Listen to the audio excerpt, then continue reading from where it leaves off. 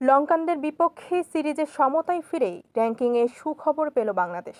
আইসিসির হালনাগাদ ওয়ানডে র্যাঙ্কিংয়ের এক ধাপ এগিয়ে নবম স্থানে উঠেছে টাইগাররা। 3 ম্যাচ সিরিজের দ্বিতীয় ওয়ানডেতে শ্রীলঙ্কাকে 16 রানে হারায় বাংলাদেশ।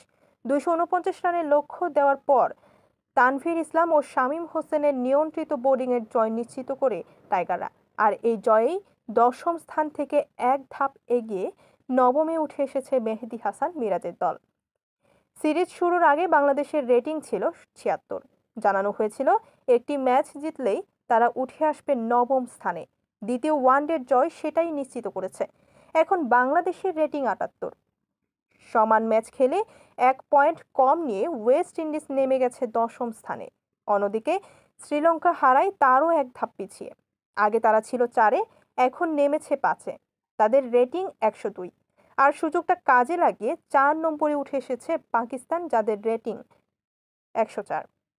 শনিবার রাতে ম্যাচ শেষে আইসিসির র্যাঙ্কিং হালনাগাদ করা হয়, যেখানে শীর্ষ 3-এর যথারীতি আছে ভারত, অস্ট্রেলিয়া ও নিউজিল্যান্ড। এরপর রয়েছে পাকিস্তান, শ্রীলঙ্কা, দক্ষিণ আফ্রিকা, আফগানিস্তান, ইংল্যান্ড, বাংলাদেশ ও ওয়েস্ট ইন্ডিজ। 2027 ওয়ানডে বিশ্বকাপে সরাসরি খেলতে হলে থাকতে হবে র্যাঙ্কিংয়ের প্রথম 8-এ। এই হিসাব নেওয়া হবে 2027 সালের 31 মার্চ পর্যন্ত। তার আগ পর্যন্ত টাইগারদের 8-এ থাকার লড়াই চালিয়ে যেতে হবে। না পারলে খেলতে হবে বাছাই পর্ব, যেখান থেকে 4টি দল সুযোগ পাবে মূল পর্বে। এদিকে লঙ্কানদের বিপক্ষে সিরিজে 1-1 সমতায় ফিরছে বাংলাদেশ।